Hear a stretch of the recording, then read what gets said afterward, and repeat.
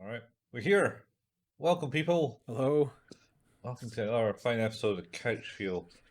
This week we're continuing our voyage into space with Cowboy Bebop.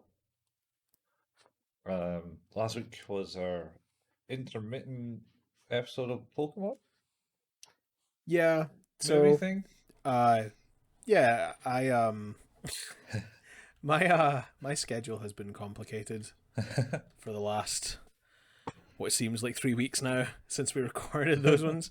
And we had planned to release Pokemon as our palate cleanser at the end of Cowboy Bebop, but when we couldn't get together to record, it seemed like a good opportunity to release that early and maybe have some of the conversations in it be more relevant than they might have been in whenever it will be that released eventually. Yeah. It's all hunky-dory. Yeah. Hunky-dory indeed. Hunky-dory and all that. All right. So this we're back to Cowboy Bebop, and we're on what, episodes 5 and 6?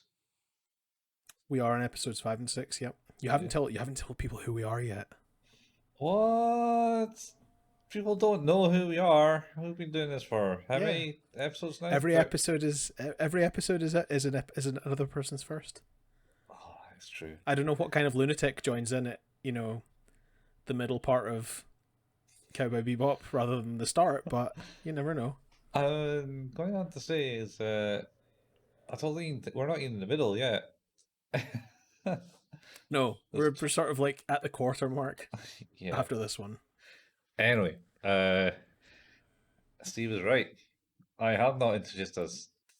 So, welcome again. And we are Who's That Anime? And that's right. That's Steve over there. And I am Colin right here. Hosting, you are our illustrious host.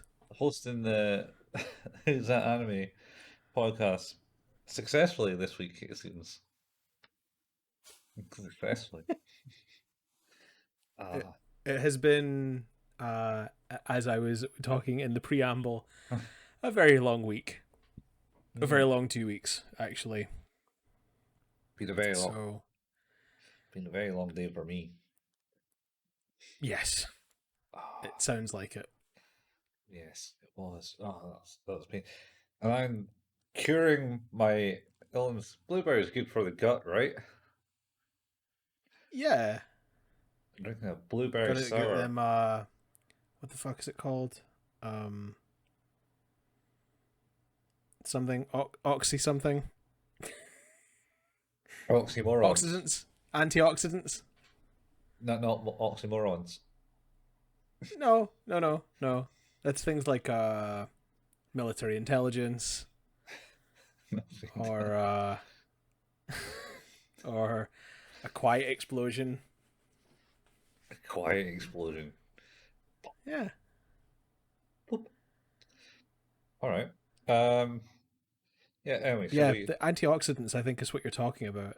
Although I'm not sure if they're in blueberries, but they are definitely in blackcurrants. Because I'm pretty sure that's like a primary advertising thing for for Ribena these days. Oh, that'd be this bile. Literally tastes like vomit. Oh man, I like. I grew up on Ribena and Lucozade. Oh, Lucozade is fine. Just Ribena. Not anymore. Not anymore. What? No, they changed that. Well, they made it taste like crap. Are they? So I will tell you the history. I know we're getting off topic, but we haven't even got on topic, so it probably doesn't matter. A shock indeed. My dad used to work for the company who used to work for a company called Beecham's, which then became SmithKline Beecham's, which then became GlaxoSmithKline. All right, okay. So I can't. I think it's SmithKline Beecham that had the. I don't know if it was Beecham's or SmithKline that had Ribena and Lucozade, but certainly Ribena and Lucozade were both GlaxoSmith. Were both. Who the fuck were they? Robertson's. SmithKline Beecham. SmithKline Beecham owned those and made and distributed them. Now, that then went to Glaxo, which is fine. That continued, but then Glaxo sold off, at least from what I know, Lucozade to a company in China, I think. Really? I believe so. Yeah, another great British institution gone abroad. Yeah, yes. Good old It Brexit. was, who did actually own it? Okay, so it was Beecham's. Yeah. That was who my dad worked for. So Beecham's, if you're not aware of, is a chemical company. Made medicine, from what I remember. they're a medicinal company. They make pharmaceuticals and I think primarily antibiotics. Yeah, so they do that kind of stuff, and also Lucozade and Ribena apparently came from them. Yeah. I Like I'm just shouldn't trying have to. bought into something, into another company that made them. Oh, sorry, it wasn't a Chinese company. It was a Japanese company. Wow. So in fact, Ribena and Lucozade were both put up for sale in 2013 and were sold to a Japanese holding company called Suntory for £1.35 billion. Billion? Yep. What's the sour comeback? Wow. There you go. So at the time of the sale, apparently they were both still being made in England, but I don't think that'll be the case anymore. Probably not. Mistake. But I used to love Lucozade. Was like, like as Scottish people, a lot of them will talk about the idea of Iron Brew being the ideal hangover cure. Mm. I disagree. I think Lucozade was the hangover cure. It's whatever floats your boat, whatever placebo effect that you Yes. want to believe in. I was just getting sugar into my body, man. Yeah, but good sugar, glucose. That's what Lucozade was, a glucose drink, and still probably is. Used to have the dextrose tablets as well. That were made by Beecham's for Lucozade tablets. Oh, well, that makes sense. That's kind of what I know Beecham's as a tablet company, and not like Yeah. Samsung or They that also shit. made Aquafresh as well. I'm pretty sure well, that may have been SmithKline, but SmithKline Beecham had Aquafresh as a thing. Aqua Fresh. That's right. No, that's Vitalite. Or Vitalite.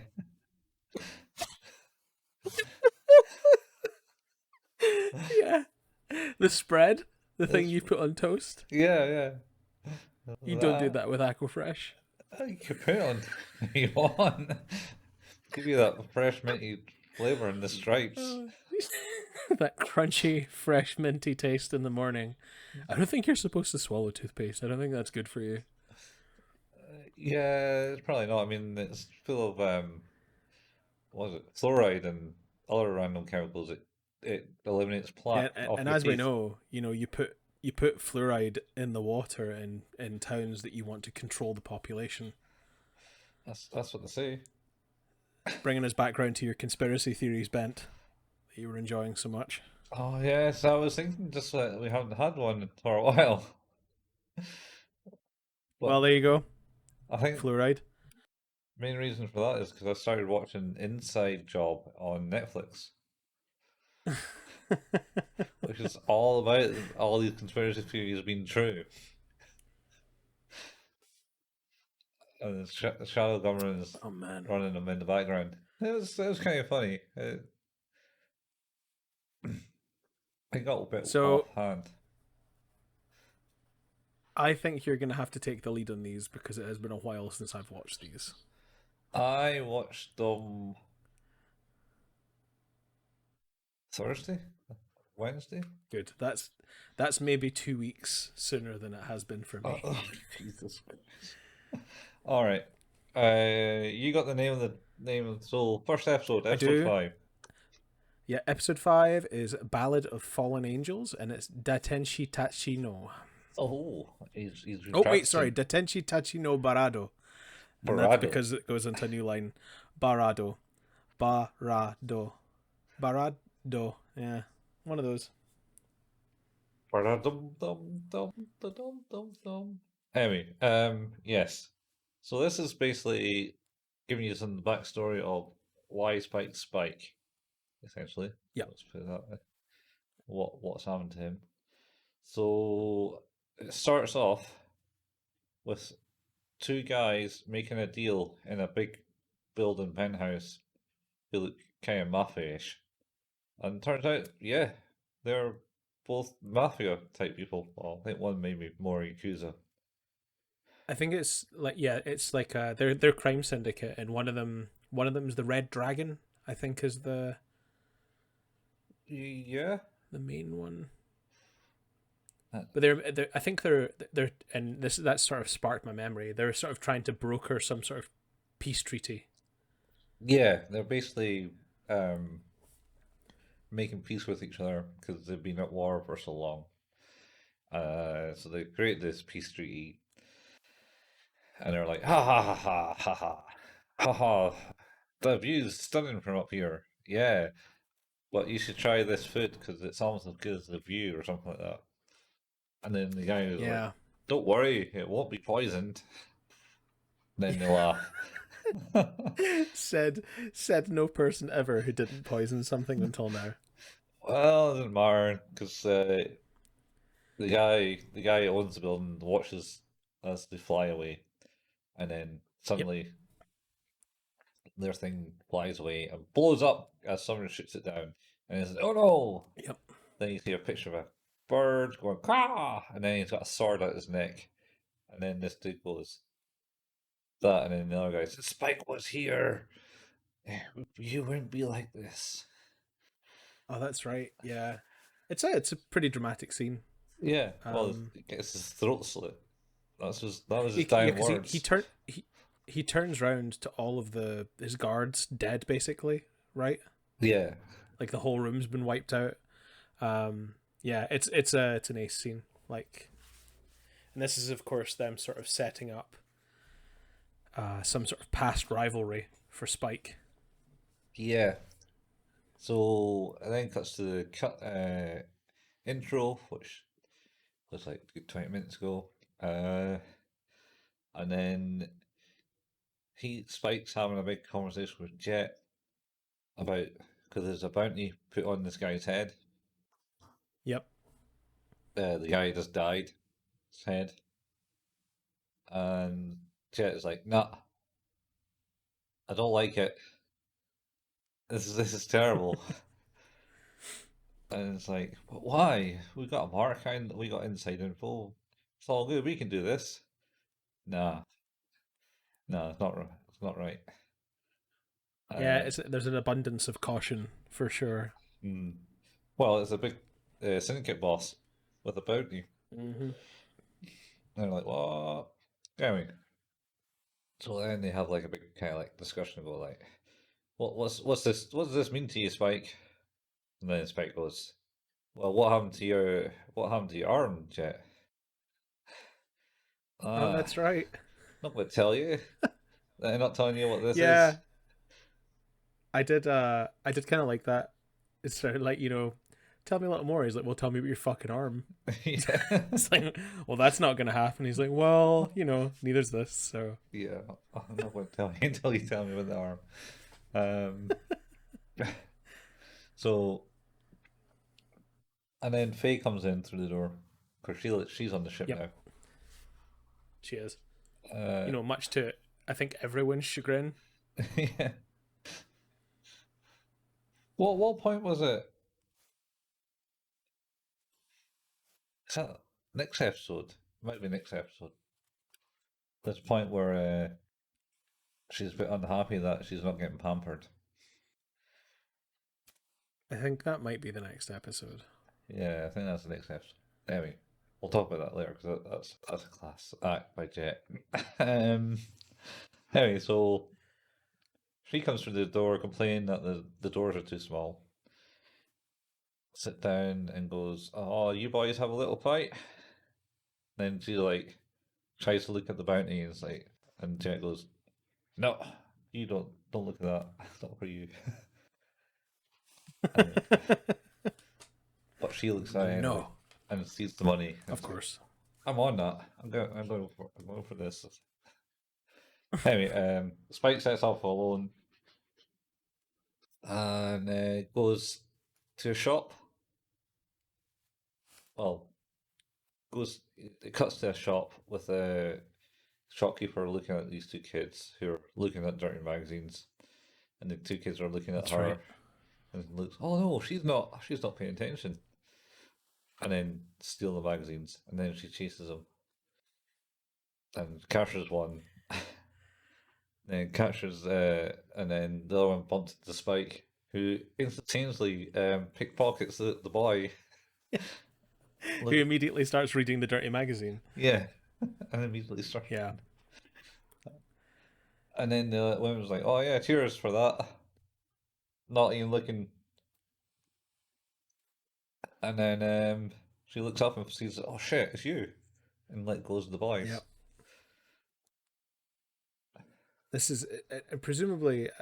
I was trying to think of, like, obviously she's from his past, because he's going to her to ask about the whereabouts of someone else. Yeah, yeah. So What is that? I was never quite clear on who she was. I think she was the wife of the syndicate boss or something, Right. or very close to him, because she Okay. certainly was drinking in his honor, as it were. That's a lot. Yeah, It was like a lot of whiskey or whatever it was that she was downing. good bourbon or something. Aye, Definitely more than I could handle. aye, and she's just gulping it. And Spide's one, you know, it's not good for you if you drink it all in one. It's like, shut up, you're dead. But that's right. Yeah, she 'Cause- thinks he's been. That's the yeah. reason she's shocked, is because she thinks he's dead. Yeah, so was it the first episode? I think it was way back in the first episode. He visited the shaman guy, and basically says, "Oh, watch out! This woman's going to kill you," type thing, or something along those lines. And Spike goes, Yeah. "A woman's killed me, or I've died for a woman before already." I think it's like wouldn't be the first time or something like that. Yeah, that I died for a woman type thing. We So also, there's that flashback in the first episode as well Mm-hmm. Where he has of a like his. bouquet. Yeah. Yes, that comes a bit more clear at So the end of the presumably we're episode. kind of coming a bit more full circle in this. Yeah, yeah. And there was a big shootout. So, anyway, he's talking to her for information because obviously she knows that. And there's a picture of the syndicate boss and then the younger version of Spike and Vicious, who's the guy with the Yep. bird. Well, I was going to say we hadn't said his name yet, but yeah, Vicious is this presumably like as we kind of start to see like another sort of hired gun or hired person who works for the syndicate, like some sort of young up and comer in the same way that Spike was, Yeah, yeah. unattached and good at their jobs, sort of thing. Yeah. So also the crime boss has been a very good close friend to both them for some reason. Doesn't really go into it because it's like this one's for Mal, who's the guy who got his throat slit, and Yeah, that's right. Spike goes, "Well, I'll drink that," and gets the information. I think it goes back to his ship because he's having a conversation. Oh yeah, he goes back to the ship to get ammunition and weapons and stuff. He starts like picking up guns and grenades and shit, and Jet's going, "Where are you going with all that?" type thing. And then Jet tells him about his arm, saying that I lost my arm because I was a brash hothead who think he was under control and rushing into the situations type thing. And I don't know if Spike tells his path to him at that point. No, I don't think he's more specific than that. I think he's trying more to directly link it to him being brash and hot-headed at this point by like loading up on weaponry and just heading head first into the problem. Yeah, I think so. And then Spike asks where's the girl, and the Jet goes, she saw the bounty, lost her mind, and decided to go after it. Well, I was like, great. And then it cuts to Faye, um, who goes to a concert hall all dressed up and goes, I'm looking for Mal. What's his name? The guy Yep. who's got the bounty on his head. And then they kind of go, oh, what? Don't believe you type thing. And then see the butler, the matinee person at the door, stops her. Yeah, the maitre d'. Yeah, tells like one of them some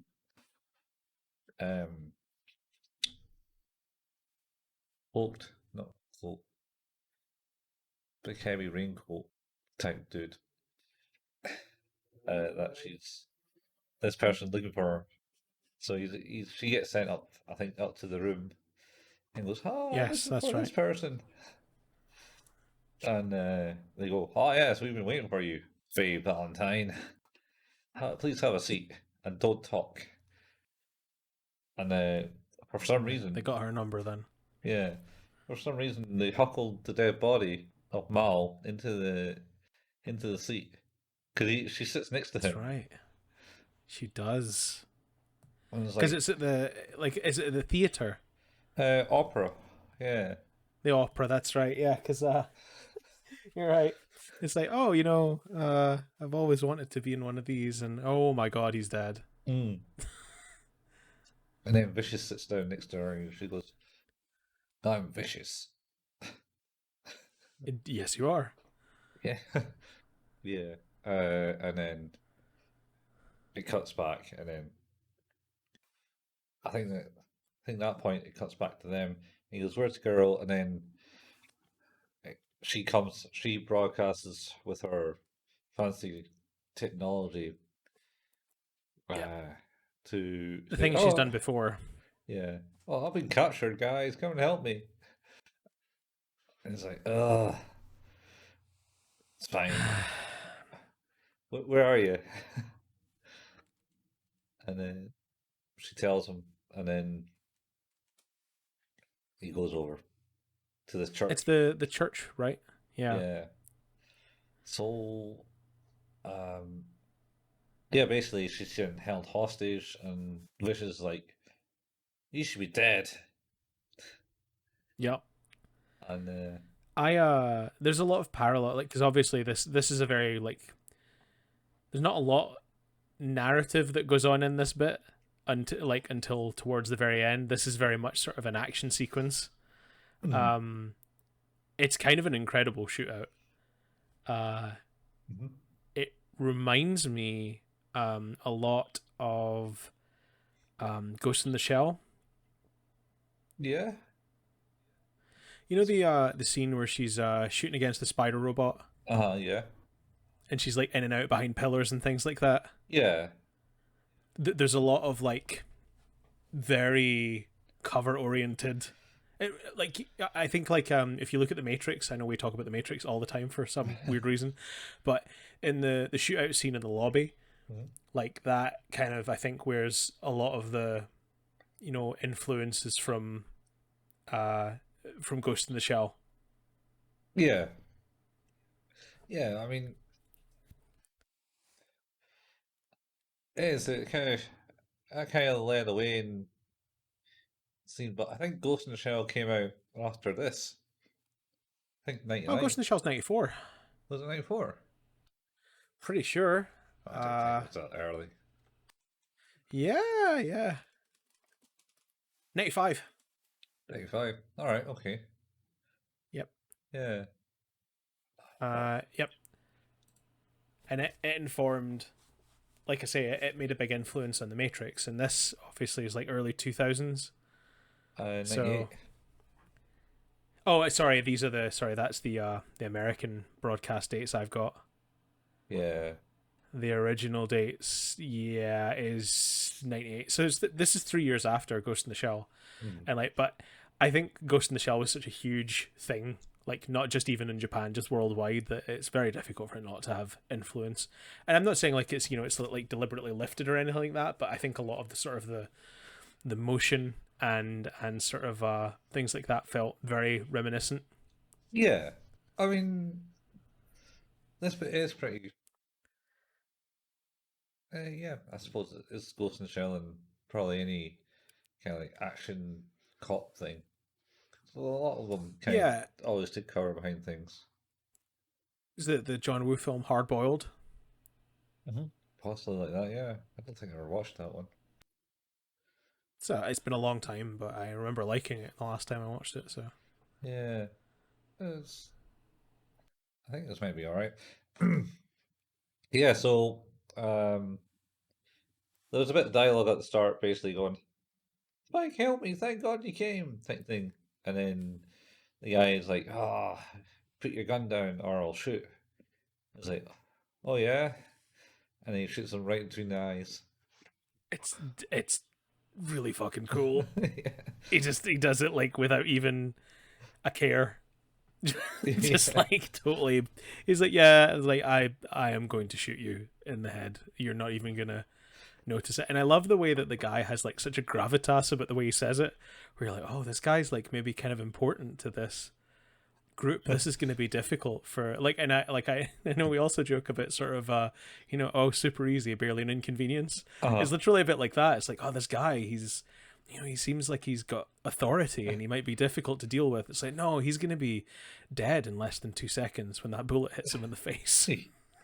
Yeah, that's what that is. It's like super easy, barely convenience. But this is probably the first time we actually see Spike actually use a gun. I think That's true. I don't think we have seen him use a gun. He's been very focused on close combat, close quarters combat rather than rather than guns. yeah, but he's all out in this one, and then he darts behind the thing because there's all these marksmen like shooting at her, and then Faye escapes. Yep. And she's like, right, that's me. I'm getting out of here.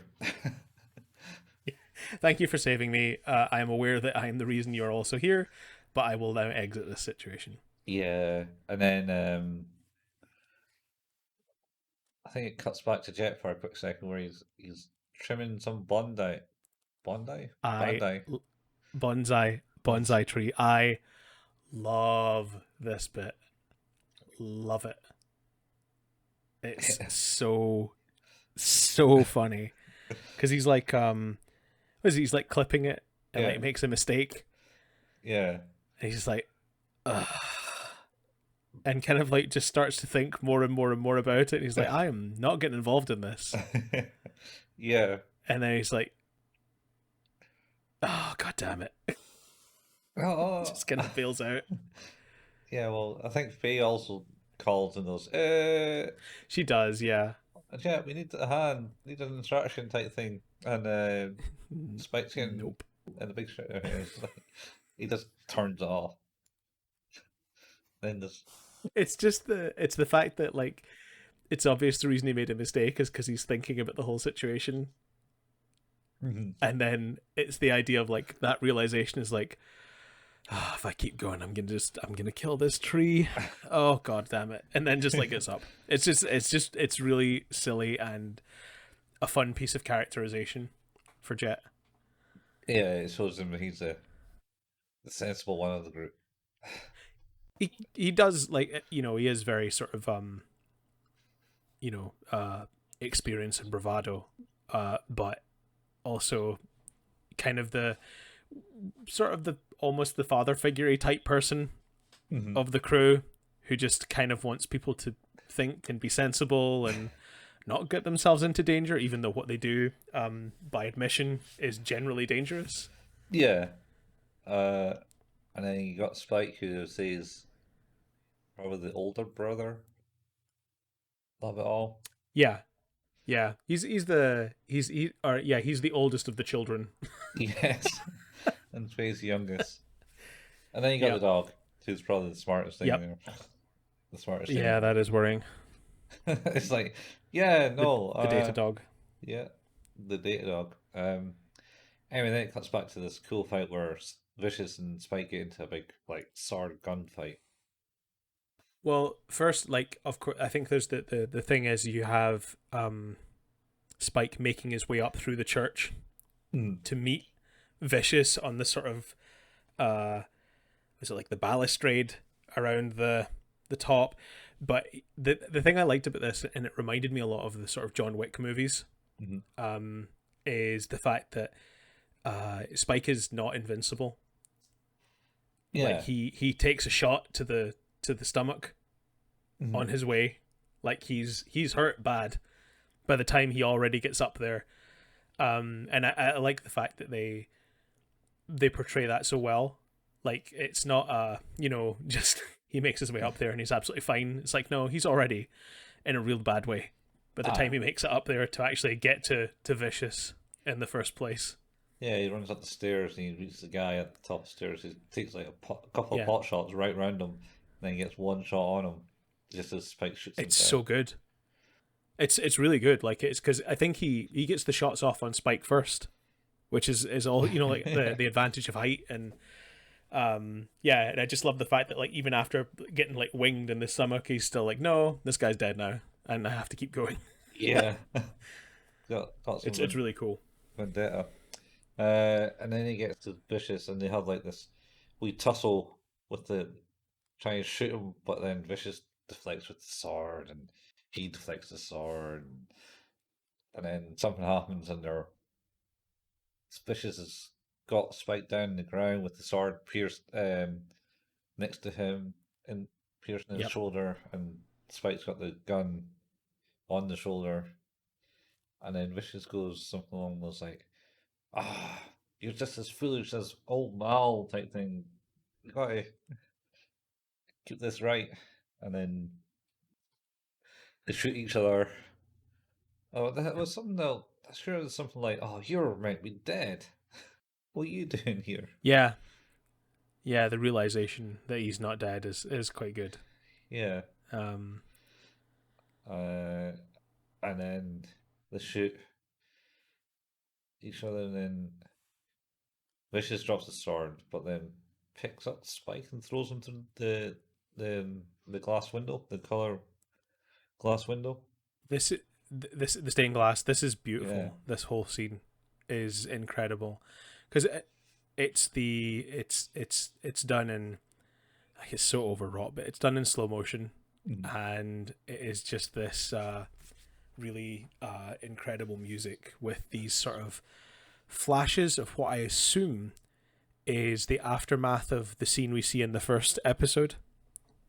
Yeah. Where, like, there's that big shootout. He obviously everybody thought he died, but what actually happens is that he stumbles and is picked up by this woman who brings him to her home. Yeah, and there's other bits of to link to flashbacks where you see him and Vicious side to side, back to back in combat with other people. So like brothers in arms, as it were. Yeah, and I think that's what's the case. That's kind of what was painted by talking to the shopkeeper. Yeah. I can't remember her name. He got told not to ever call her that. Only two people can call me this. You ain't one of them. That's right.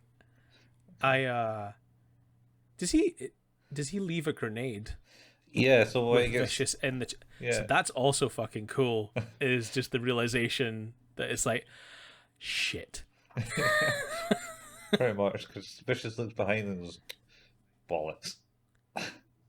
It's like it is, and again, like I suppose it's one of these things of like trying to date this. Like this is sort of like the late 90s, and even by then, a lot of this stuff was already done to a degree. But I don't think it's been done in animation quite like this. Like there's a definite gravity to to the characterizations and to sort of the situation in a way that, like, I feel like animation, certainly my experience of watching things like anime from like the 70s and things like that, is it's very sort of memeable to start with, and then it sort of enters sort of a similar phase to horror movies in like the late 70s, with like kind of like really quite violent and adult, sort of a grindhousey sort of phase, but still schlocky, like not weighty. There's no like sense of reality. It's just violence for violence's sake, and it's kind of silly. And then similarly, that kind of continues through the 80s, and occasionally you get sort of like bigger beats where it's there's like some serious resonance. So like things that, like, obviously like Akira is just like really is the big breakthrough thing, where there's so much done in movies, so much done in a movie, so much done, quality of script, quality of animation, quality of tone. And to me, like, it's sort of that thing of like the difference between you can say that that's the basis of it, is like, oh, and then he like throws that guy out the window, and then he leaves a grenade in there, and then it's like, oh, explosion, and you're like, that could be done in like a million ways. And it could be super super cheap and super cheesy and just not entertaining in any way. But in this, it feels really, it feels good, like it feels right, and it doesn't feel cheap. Yeah. Yeah, no. It's good. It's good. It's well written. It's great. It's well broadcasted. Would that be the word? Like I think it's animated, and the flow of the anime makes a lot of sense and very stylish. The editing. Yeah. I think like the way that it is cut together, and for me, that like again, it's like this thing of like animation can take advantage of non-traditional cinema standards. Like, you're not bound to a static camera, and you don't have to worry about things not looking realistic because you're using a CGI camera or you're doing whatever. It's like, but in these instances, it's like you can do whatever you want and have the level of resonance and sophistication that you want, regardless. Like that camera, the movement can be anywhere. It's not something that needs to be possible. It just needs to show what you want it to show. I'm not entirely sure how much Cowboy Bebop would be computerized. I think it might still be a lot of hand. Oh no, that's exactly what I mean. Yeah. Like that's the beautiful part. Is like that's the thing. Like in, even when it comes to computer animation, though, you can put a camera wherever you want. But when you're talking about live action, like animation takes like it. If you look at like traditional animation, a lot of it is kind of looking at footage and taking reference of how things are framed and how things look. And if you look at what Disney, I know this is very Western, but if you look at what Disney did to try and improve on things, it was things like the idea of like zooming in, and how would you do that without animating the zoom itself? Like how would you just pan? And that's taken from the idea of like what traditional cinema could do and trying to make that work in animation. And I think the cool part about this is exactly. Like but they were going to great lengths to make animation do more of what traditional cinema did. But I think that the more interesting things that animation does are more often the things that traditional cinema can't do without breaking me from the immersion. All right. Because I already have a suspension of disbelief because I'm watching something that's animated. I already know it's not real. Like I'm not looking at real people. I am looking at a stylization. So if you have that already, I'm never going to be broken from it unless you do something that I think doesn't fit a characterization or things like that. Yeah. Huh. Okay. Yeah, it is. So anyway, so he falls, and you see him falling from this thing, and like you said, there's a flashback where some lady mends him up, and she's singing a wee tune. Yes, that's right. And he tells her she's a horrible singer. No, no. She's like, Doesn't sing. she? Doesn't No, he? she says to her, sing it again, and then it cuts to him waking up from a 3-day coma on the sofa in the bebop, with Faye looking over That's him, right. humming this tune, and he's like, he's so annoyed that he lifts his arm up and groan and signals her to come over, and he uses the other arm to take the bandages away from his mouth and says, "You sing off key," That's right. and then. No, and instantaneously, Faye just like picks up the pillow and smacks someone, Oh, and he screams in horrible, horrible pain for it. the thing is though, I feel for that because it's one of the kind of interesting characterizations of Faye. Is like it's clear that she's been waiting with him the whole time. Yeah, yeah, yeah, Like she's been waiting for him to wake up, only to be met with, "Your singing is off key." yeah. And then she storms off, and Jet looks Oh out man. and goes like, "Ah, back to normal then." And that's the end of the episode. That was it. Oh man. It's What do you rate this one? I enjoyed it. There wasn't much in it, as like story wise. It gives you a good background, Spike, and where he's coming from, and where what his past was. Yeah, Um, so I don't know. I think I'll give it an 8. I think we're gonna deviate.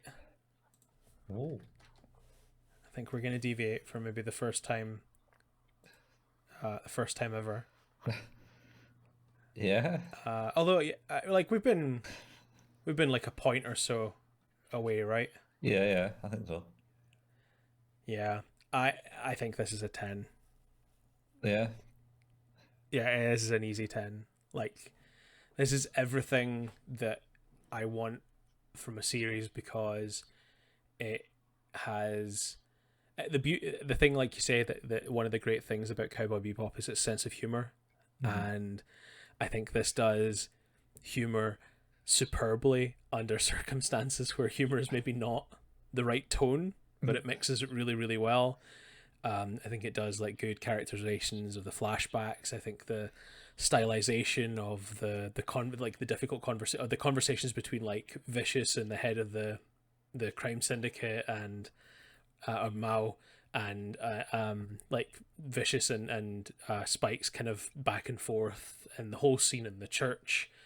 I just it's and then this kind of series of flashbacks and stuff like that. It's just really good. It's top notch. yeah. All right.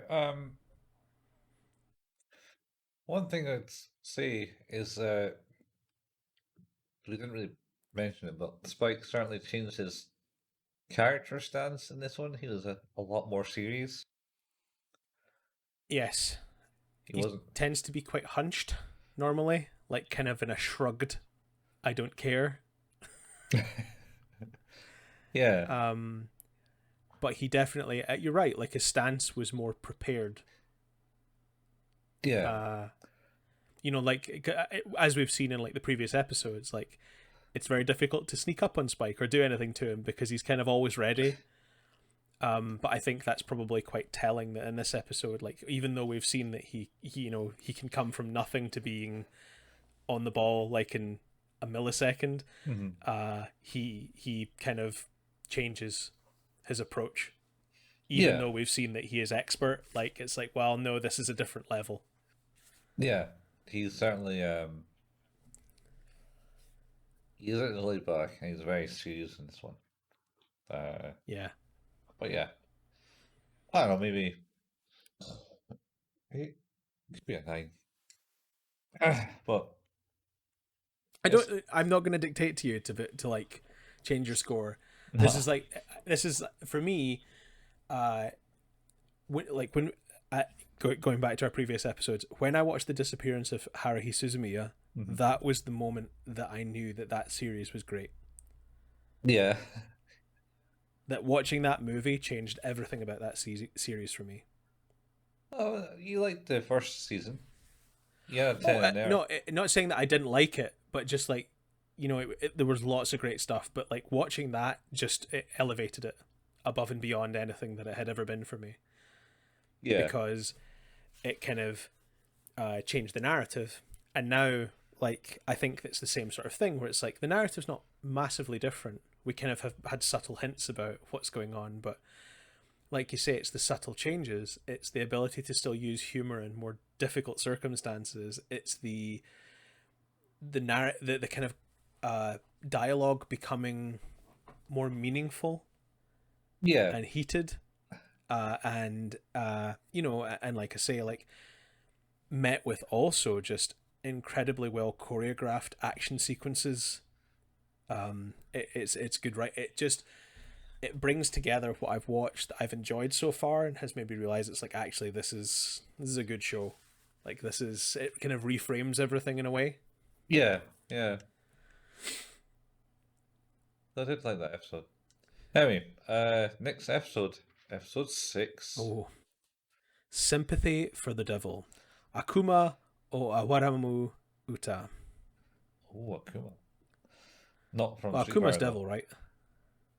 I think so. I'm pretty sure the word Akuma is just devil. Strange that he's called Guki. Goki in the Japanese versions of the game Street Fighter. It's weird. Malevolent fire. Oh, okay. So in English, it's often translated as devil or demon. Akuma, yeah. The Akuma is a malevolent fire spirit in Japanese folklore. So not the devil, but yeah. Yeah. Oh, alternative names for Akuma is Ma. There you go. Akuma is the name assigned to Satan in Japanese Christianity. There you go. Ma. Akuma. So Akuma is Satan, the devil, in Japanese Christianity, but in folklore is more of a fire sprite. Or spirit, rather. Okay. There you go. You learned something new. Yep. New. What about Goki or Guki? Guki?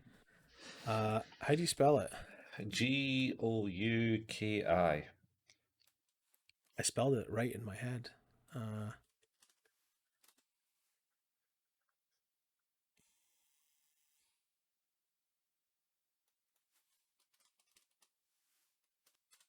Meaning in Japanese. Oh, great demon. Yep, that sounds about right. Yeah. He was a great demon. Why is Akuma called Guki in Japan? Goyuki, maybe? I don't know. Capcom USA initially claimed Akuma was possessed by a demon, a detail that has not been reused since his first appearance. The character's name changed from Goyuki to Akuma for localization reflects Capcom USA's attempt to accentuate the demonic nature, as the word Akuma means devil in Japanese. He does have a move called Grecian Demon.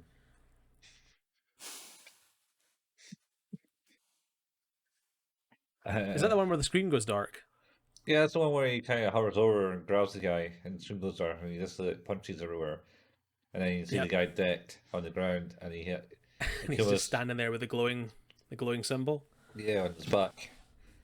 Which is destroy. Oh really? I think it's destroy or something like that, yeah.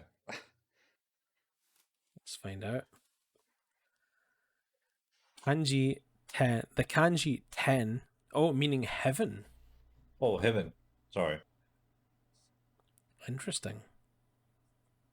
Heaven or sky? Yeah. Interesting. I thought it was Destroy. It also So flashes on the screen. Oh yeah, that's right. Yeah. That's right. So Sympathy for the Devil is this one. Yeah. So this one starts off with like Spike in a nightclub, listens to some blues, as it were. Uh, Yep. start daydreaming, and then daydreams been worked on. It seems how that's how it's kind of that. So it's like I think it's Spike, or it could be the other guy who's not Spike, but the guy in the wheelchair. Because it's Oh yeah. not exactly clear. It's a smoky atmosphere, and it's not lightning. The lighting of the area isn't exactly well show, but he kind of has the same looking face as Spike in the hairstyle. He's just sitting there, kind of starts daydreaming while listening to the blues, and then kind of like gets like this idea of there's someone getting worked on by scientists, and eyes are getting ripped out and shit like that, and bits of bodies. And that was like just like a few seconds, and then it kind of breaks into like Jet and Spike are in this nightclub, uh, staking out a guy, Yes. who, and then there's a kid playing a harmonica on stage, giving the blues, Yes, that's right. and Jet goes, ah. I think Spike goes, I didn't know you were into blues. Blues, it's in my blood. I came out my mama uh, with the blues in my blood or something. Some stupid line like that. And they're staking out this guy, and they go, right, yeah, that's totally the guy that we need to get. And then they go, he's good, he's clear, we can go and get him. And then it's like, except from Yep. Fatso. And then Jack, But that's the guy Jet knows, right? yeah, I can't Yeah. remember what it's Fatso's Dougal or something like that. Some shitty blues name. Yeah, some of that. And he goes, oh, all right, I'll distract him. Hey, Fatso, how you doing? And then the Fatso guy looks at him and goes, oh, fuck. And he goes, hey, I didn't know you were into the blues. It's like, yeah, it's totally. It's like, my veins are full of the blues. Uh, and then the kid finishes his act, and the Yep. scarfers, and the guy makes a run for it, and the kid's pushing the guy in a wheelchair. Yep, that's right. And Spike goes after him, follows him. Kid gets into a taxi, and so the guy gets into another taxi and goes, "Follow that taxi," as they do. Is it? He gets into the taxi with the wheelchair guy though. The kid does with Whoosh, and The kid does, yeah. another guy gets in Yeah. taxi, a separate taxi, Yes, that's right. and falls the taxi to the hotel, where Spike somehow is able to go, shit, and then gets into his spacecraft, which is Yep. parked on top of a building, only to see that their mark is falling out a window after he chases him into a hotel room and goes, "Zebra, That's right. give it to me." That's right. I've forgotten about that. He gets bailed out the window though, right? Yeah, he basically gets he gets doesn't get flung out. He just gets shot and goes through the window. Yeah, that's right. And then Spike catches him. Passes the ship. Yeah. Yeah.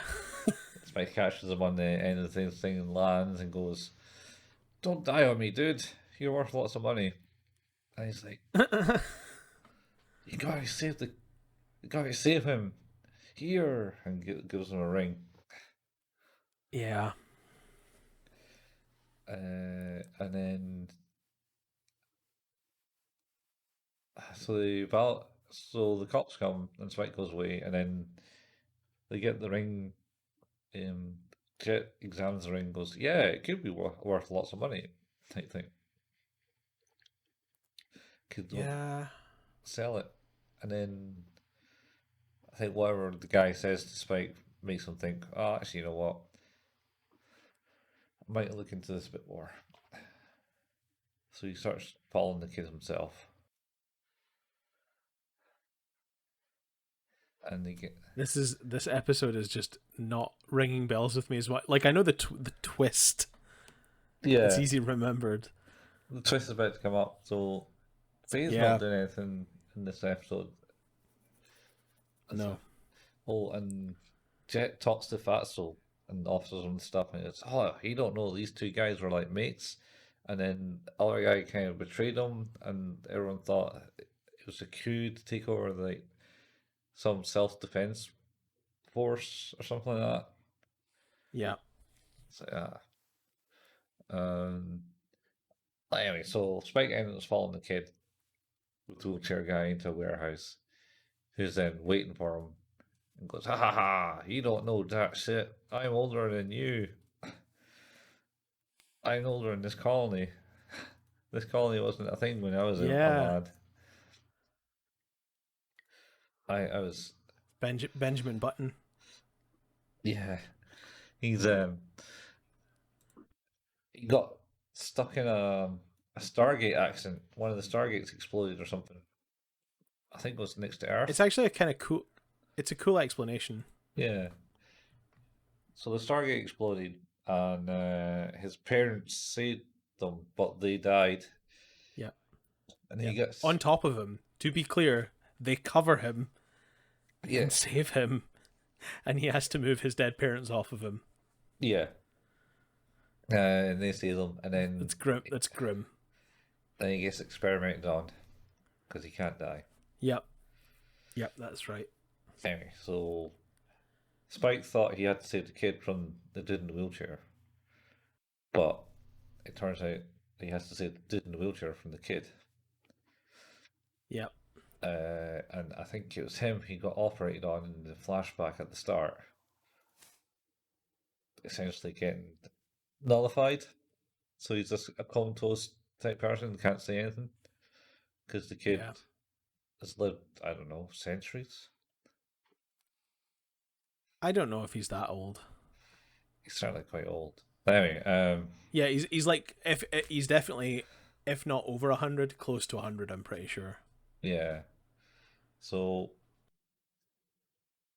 they have a big fight in the warehouse. Once again, Spike's running and dodging bullets. He gets shot in the side because no one can aim. Again. I think it was the opposite side this time. I mean, like, you got to even it out, but come on. Shot in the side, and then he dodges to one side, and then dodges to another side to get his gun, and then plants one square in the center of the kid as he's shooting bullets at him. Yep. And then the kid falls off the top of a big container down into the back, and then Spike runs up to look for the body, and all there was is a big pile of blood. Like, it's like literally the kid's just went exploded on the ground and disappeared. Gross. But no body. Ugh. So he saves Zebra, who's the guy in the wheelchair. Yeah, that's right. And take it back, and Ein, the dog, is barking at him because he knows all the shit. And they're like, as of course. Yeah. And then they examine the ring a bit more and go, oh wait, this stone on the ring is actually part of like what happened when they exploded the thing, because the kid wanted the ring, and they're like, oh wait. Yep. I thought, oh, this is part of like the gate exploding. It's like it was a meteor shower of parts from the gate, right? Yeah. That caused the problem. Yeah. Yeah, so that's basically so they have a whacked out theory of like, oh, they need to inject this back into the kid, so it'll stop his ability to live, essentially. Yep. So they fashion the ring into a bullet. Yep. Of Oh, course you do. yeah. Um, and then load it into a big, like, a bigger rifle for Spike. Showing a Yeah, like a shotgun. hand cannony type thing. Yeah, Yeah. yeah. And then Spike goes out there and they're like, oh, you better watch. We don't know what's going to happen. Maybe it'll be a big fuck off explosion and you die. It is a valid point. What you're about to do, to our understanding, is very rapidly speed up what has not been sped up. Yeah, pretty much. So Uh, so he chases them down. Somehow he tracks them down again. Kid gets into a taxi, kills the taxi driver, starts driving the thing, and then Spike basically makes the taxi drive into like a gas station, petrol station. yep. Then which explodes, and the kid just emerges from the flames unscathed. Unscathed. Yeah, literally just sits out there and unscathed. Terminator-esque. Yeah, not even burnt or anything. It's just like, yep. Even his clothes are like fine. Just unharmed. Yeah, his clothes is invincible too, apparently. Yeah. It's the same sort of thing as, when you can shrink or increase your size, your clothes just magically go with you. Or when you turn yourself invisible, your clothes just magically go invisible too. Well, yeah, that makes sense, man. Yeah, yeah. Makes sense. So, aye, then he's just waiting there for Spike, going ha ha Yeah. ha ha, you can't do shit to me type thing. And then Spike goes, oh yeah, and then this plants one right between his eyes with the magical bullet, Yup. and he's like, huh. He like stops for a second, and goes, huh, that didn't do much, and then he's like, and this turns into like Golem from Lord of the Rings. It's a great bit of animation, actually. Yeah, it's pretty cool. He goes from looking like a normal child to being one of those irradiated kids from Akira. Yeah, he looks like the kid that runs away at the start. Yeah, he does. Or Golem. But also dead. Yeah, he kind of goes, I say something like, it looks like I can finally die now. Yep. Gave him peace. Blessing and a curse. Yeah. Yeah. And then Spike tries to play his harmonica but can't. And then throws it in the air and then stylishly shoots it with his hand. And then see you later, Space Cowboy. And that's the end of that episode. That, other than the big beats, just completely fell away from my mind. No, there's not much in this episode at all. It's compared to the last one that we just watched, it's nothing. it's nothing. It's just a filler episode. Yep. It's like here's another cool story. It's sci-fi. Here's a cool story. I like the topic of the story's cool. Yeah. Like I like the concept. But yeah, like narratively it's just not that interesting. I don't think. No. What's your rating for this one?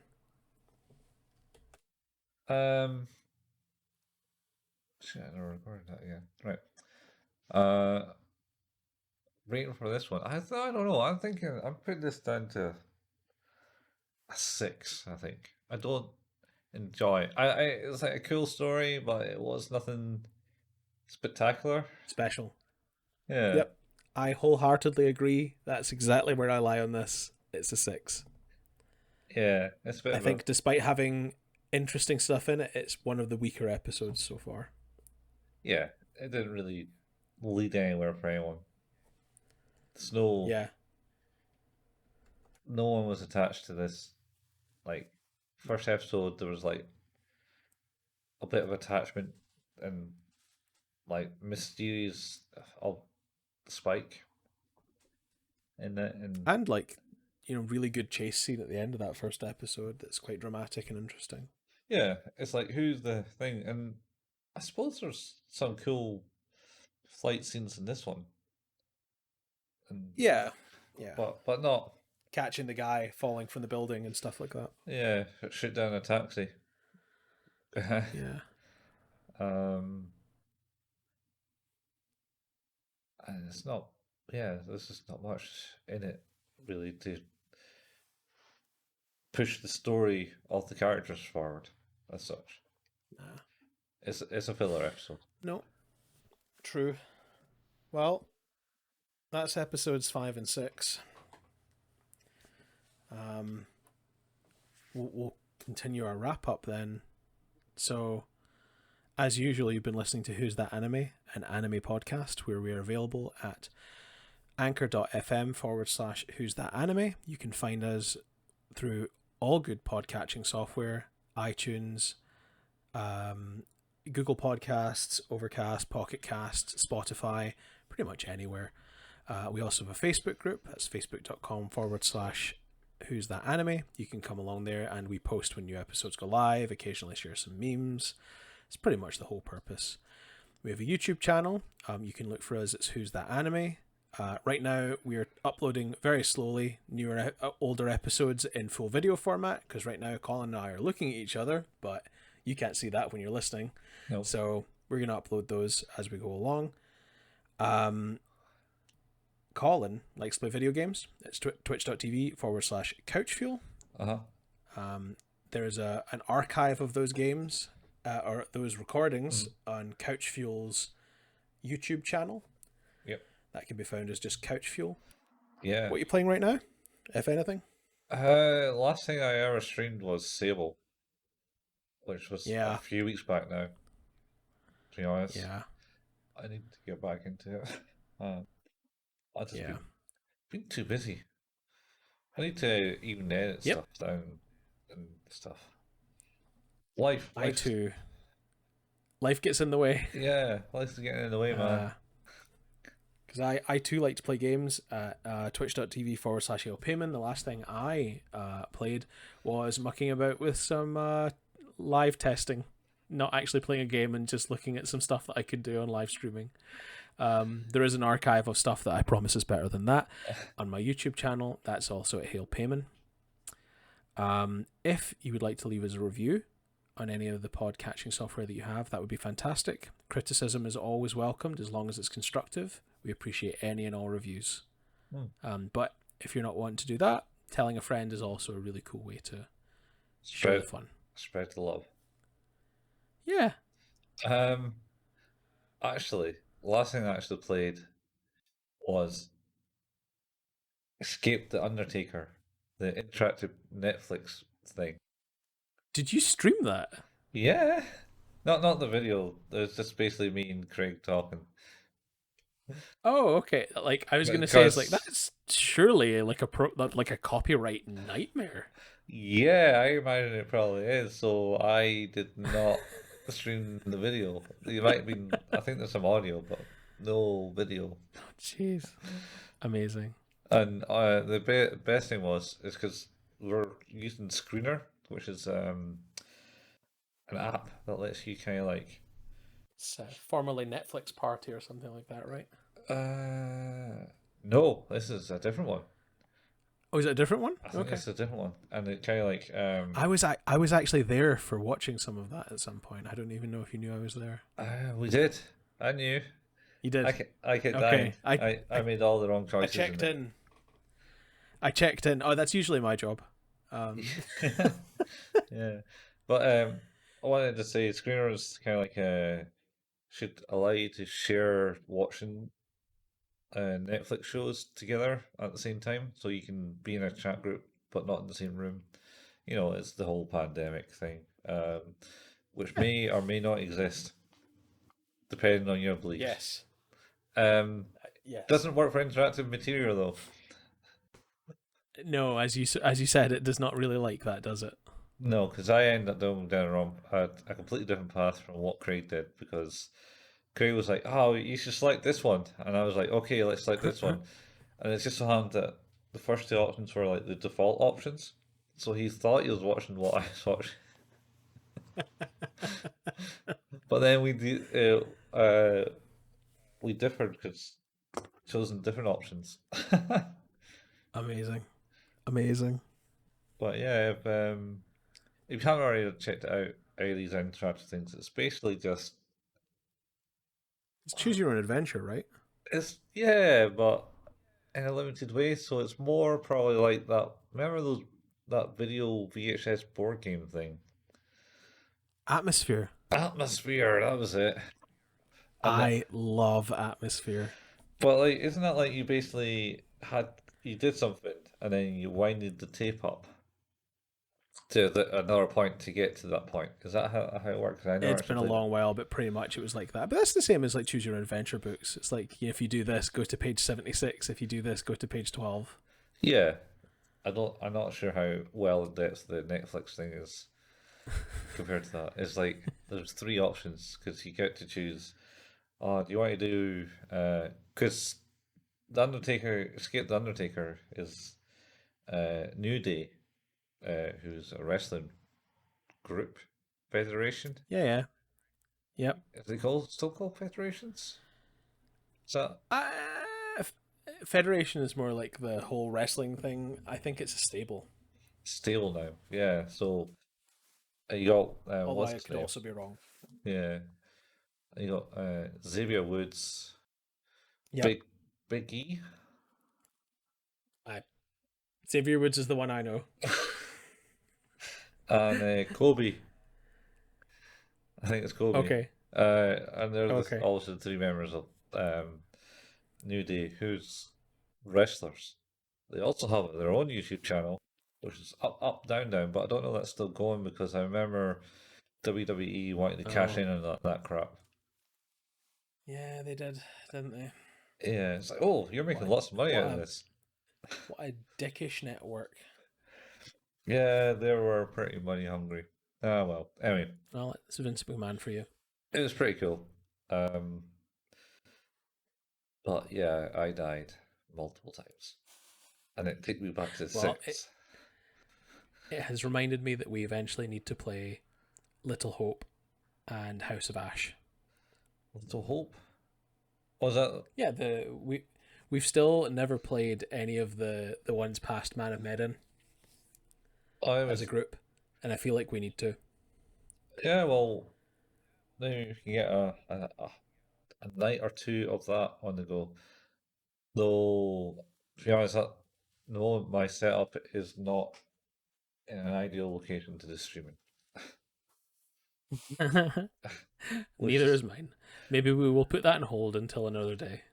yeah, like I say, it's kind of the reason I haven't streamed it because it's not linked up that way anymore.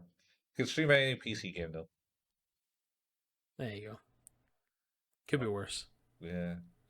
Hey, on that note, I think that's it. I think we covered Yep. everything, talked our bullshit, and Yep. talked to Cowboy Bullshit's Bebop. definitely covered. Yeah. Definitely And covered bullshit. hopefully these blueberries will help my gut. Yep. I mean, I don't Get know them about the alcohol. antioxidants. Could be worse. Could be Could worse. be worse. Yeah. Anyway, that's a farewell from me and a farewell from him, Steve Yep. and Colin. We'll be back next week to discuss episodes 7 and 8. Yeah, And we'll look forward to seeing you then. and we get to see our latest addition to the Cowboy Bebop crew, I think. Much to Spike's demise, because there's three things he Oh, doesn't like in the entire world or the universe: animals, women, and kids. shit. Is this an animal woman dog? Uh, an animal woman child. Child. Yes, she's quite a little bit. Yes, yes, she Shit. can Man. be. Yeah, good old dad. Right. It's gonna get rough. Yep. We'll see you next time on Who's That Anime? Bye, folks. Bye.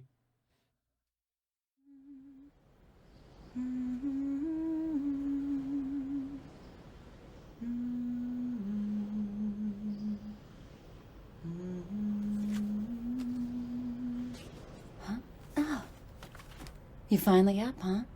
You slept too much. You've been asleep 3 days. Yeah, I was starting to worry about you. Hey, you should be grateful to me for staying here.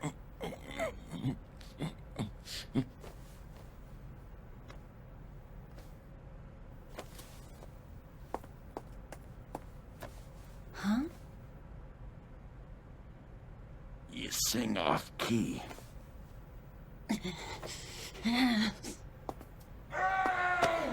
Well.